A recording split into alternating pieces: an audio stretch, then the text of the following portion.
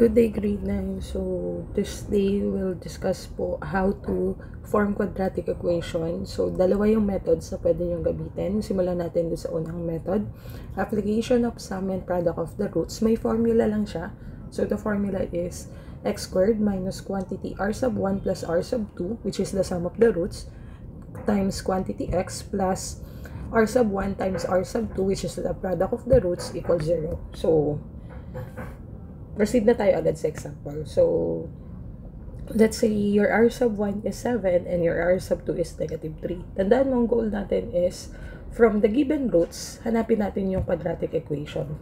So, kunin muna natin yung r sub 1 saka plus r sub 2 or the sum of the roots. Then, r sub 1 times r sub 2 are the product of the roots. So, simply, for getting the r sub 1 plus r sub 2, add mo lang yung dalawang roots. So, that will be 7 plus negative 3. That is positive 4. Then, para naman dun sa r sub 1 times r sub 2, that is 7 times negative 3. And that is negative 21. Once na nakuha mo na yung sum and product of the roots, substitute na lang dun sa given formula. So, angat ko lang ng konti. That will be x squared minus the sum of the roots, dito tayo. So, that will be positive 4 times x plus product of the roots, which is negative 21, equals 0.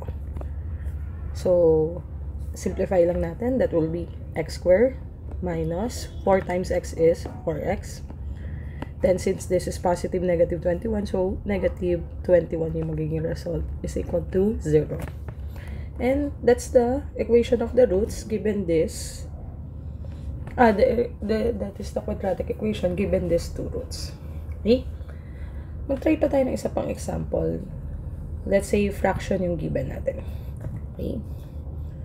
Let's say your given is r sub 1 equals 1/4 and r sub 2 equals negative 1/2.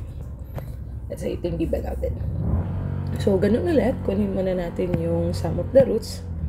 So, r sub 1 plus r sub 2, that is 1/4 plus negative 1/2. So, since they are the similar fractions, gamit lang tayo ng LCD. So, LCD of 4 and 2 is 4. So, sundan lang natin ha. So, that will be 4 divided by 4. 4 times 1.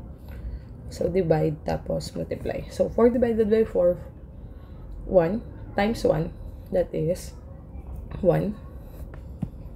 Then, naman tayo sa kabilang side, ay kabilang fraction. So, that is 4 divided by 2, 2 times negative 1. So, times po pag-angat sa tasa. So, that is negative 2.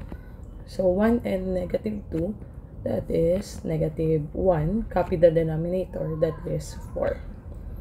Ganun lang po ah. So, kuha mo na ng LCD. Lalo na kung dissimilar yung fraction na ng roots natin. Then, after that, kunin naman natin yung product of the roots. So, r sub 1 times r sub 2 equals, that is 1/4 times negative 1/2. Tandaan, pag nagmumultiply ng fraction, numerator sa numerator, denominator sa denominator. So, 1 times negative 1, that is, let numerator sa numerator, then denominator sa denominator. So, 1 times negative 1 is negative 1. And 4 times 2 is positive 8. So, the result is negative 1 over 8. Okay. Once na nakuha na natin yung sum and product of the roots, babalik ka lang dun sa ating formula. Huwag kakalimutan na yung sa formula natin, negative ito. Okay? So, using the formula, we will have x squared minus sum of the roots. Ang nakuha natin sum of the roots ay negative 1/2 times x plus the product of the roots, which is negative 1 over 8, is equal to 0. Oh, wait, isin natin. Now, you would notice, meron tayong fractional pa yung mga numerical coefficient natin. So, pwede pa natin i-simplify itong equation na to. We may multiply this whole equation by 8. So, multiply lang natin yung buong equation by 8. So, isa-isay natin. 8 times x squared, that is 8x squared.